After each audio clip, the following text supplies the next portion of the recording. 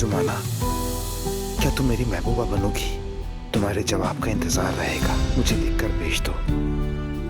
लगता है लड़की ने जवाब नहीं दिया। तुम जैसे को जवाब देगी भी नहीं वो। मैंने कहा था ना कि जुमाना के बारे में एक लफ्ज मत कहना, मैं तुम्हें मार डालूंगा।